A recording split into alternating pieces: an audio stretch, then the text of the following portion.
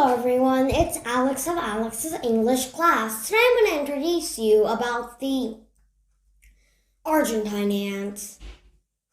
Well, ants wage war, and for war they have heavy armor or maybe very strong stingers.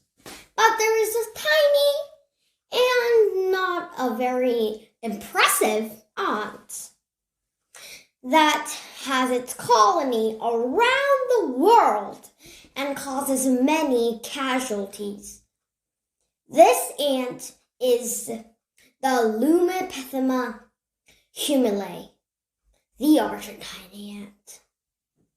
Well, the story starts on the Parana River in the South America, and where fire ants, army ants, and the not impressive Argentine ants found. The Argentine ants are only 2 to 3 millimeters smaller than a piece of hair. But they have a way to win with their very strong competitors' bodies. Well, one colony has only one queen, but this Argentine ant colony have several queens, so they have pretty much many bodies. However, this has a downside. Some can make mutations, making cousins fight each other, and this is what Argentine ants behave. And they always fight fierce to actually take an inch of ground. But they couldn't win their competitors, but until we humans appeared. We did what humans do and actually use ships to transport things around the world. And some queens hitched a ride, and they went to Madeira in 1882 and to New Orleans in 1891. They found themselves in a new place where only praise actually stand. And so that was how the supercolony was made. Well, only few queens went, that there were no mutations, that there were several queens, but they were cooperating. This is a supercolony, and not many species use this tactic. It is very surprising that this Argentine ant had made it. Then, after that, they went around the world. The supercolony went to California, Europe, Japan, New Zealand, Australia. That's pretty much the whole world.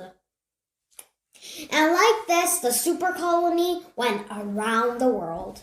However, their success has brought some changes in the lands. A perfect example is California. The Argentine ants have outrun 90% of the natives there, including species of the Californian carpenter ants. And these carpenter ants had only actually much of a colony, and couldn't have a chance against a very growing colony. However, their success is being challenged. The Lake Hodges colony is now breaked off and is fighting the super colony right now. A civil war has begun. Also, in the 1930s, some red important fire ants hitched a ride into Alabama, and now most of the southeastern USA has been exterminated, and the Argentine ants have died out because there were no chance to these red important fire ants bigger than them and with strong stingers.